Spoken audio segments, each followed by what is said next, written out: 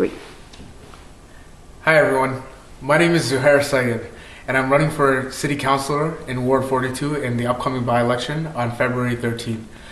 It's very important for each and every one of you in Ward 42 in Malvern, Scarborough to come out and cast a vote. This election is critical because you're about to select your first City Councillor who will be different than the one we've had for 25 years. I want to thank Raymond Cho for the work he's done. What we need to do is select somebody who's young, who's local, who's felt the pain our low-income and middle-income families have felt growing up in this community.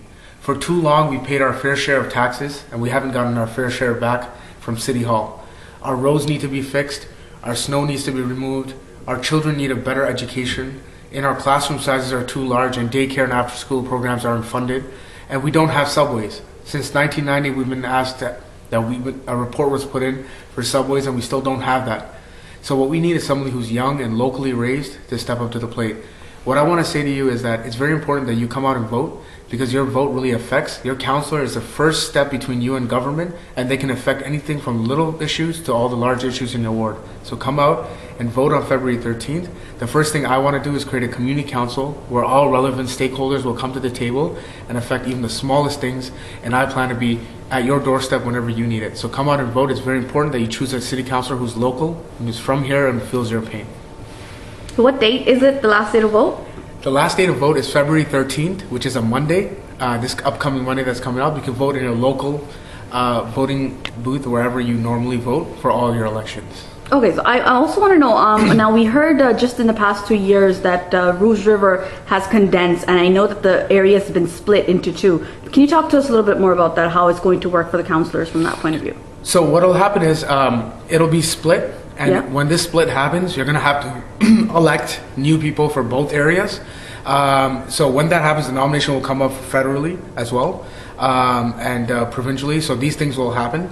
But how it'll affect us is that you're going to have different councillors or different elected representatives representing each one. So you'll have to decide, depending on where you are geographically, who you're going to vote for to represent that riding. It's a little bit better this way because right now we have a large area being covered, and you have only one representative. Like I said, a city councillor is supposed to represent everyone. So when you have too many people in a riding, it's difficult for me to give, or any councillor to give attention to each and every person. So it'll affect you in that way, but there'll be more information coming up on that. So just so that people don't confuse themselves while they're voting, because you're used to have seen the Ward 42 as a large area. Can you give us some specs as to how they can make distinguish it, how the separation of the 2 areas has been done? Like, what's the approximate area?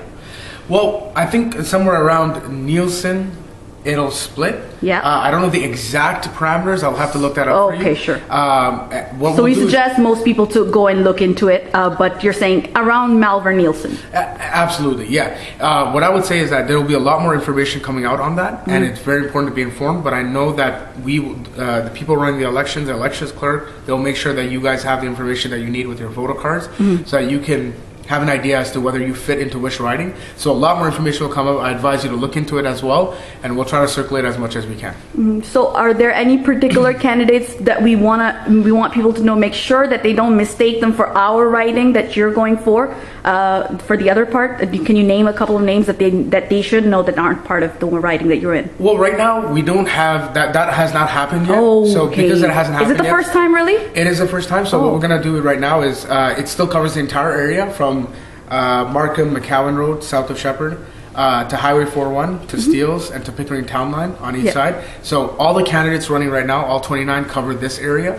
When that partition occurs, and everything will the election will come up for that, then you can make a decision at that point as to, based on which candidacies put forward their nominations.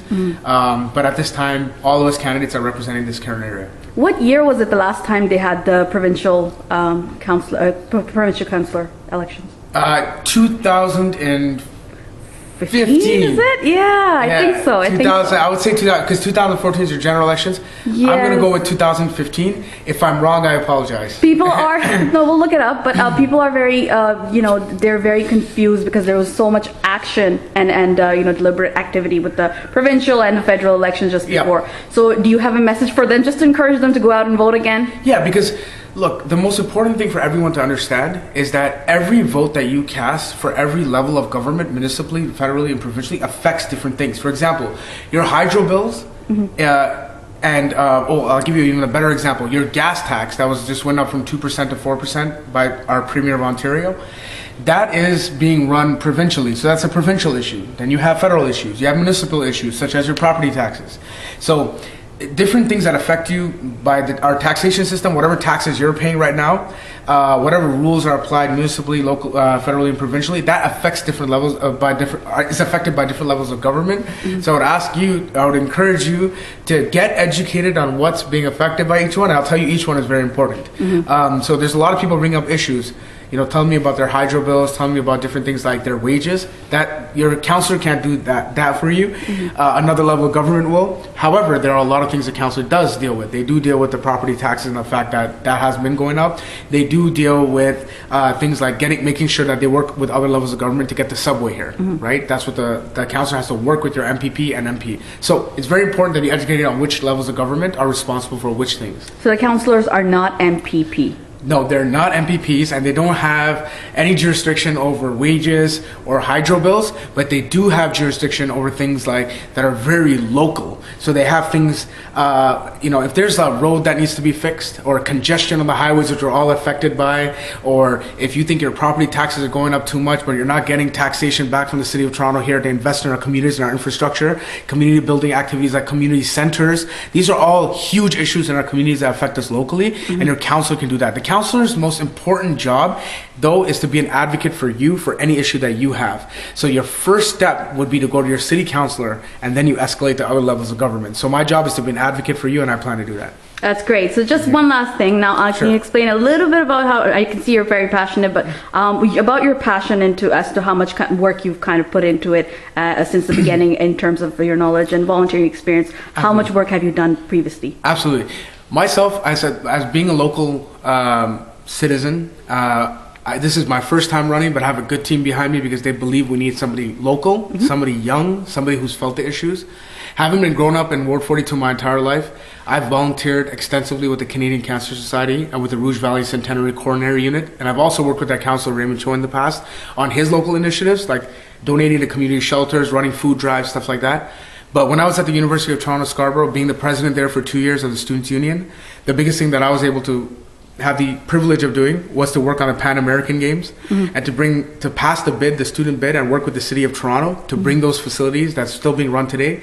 I also closed down a restaurant that lost $500,000 and opened it, and now it's making a profit. In my business life, I've provided opportunities for immigrants from South Asian background, Chinese background, Latino, Hispanic, Filipino, and Arab, to voice their opinions to large companies and be rewarded to do that. So a lot of products have changed, like Walmart products have changed because of the work I've done. I've been able to connect recent immigrants to large corporations. So I've been really involved in our community, and what we need is somebody who really has an intimate understanding of what we are going through in our community to run for city councilor. So I'm a local guy. I'm just like you sitting here in Ward 42. I've paid the same taxes you have, and so what you need is somebody who's willing to go to your door. I've knocked on thousands of doors in the last 5 weeks. No other candidate has done that. And having knocked on doors, I've talked to you extensively about the issues you've been facing, and so I plan to work aggressively and with energy on tackling those issues. Okay, thank you so much. Thank you. All the very best.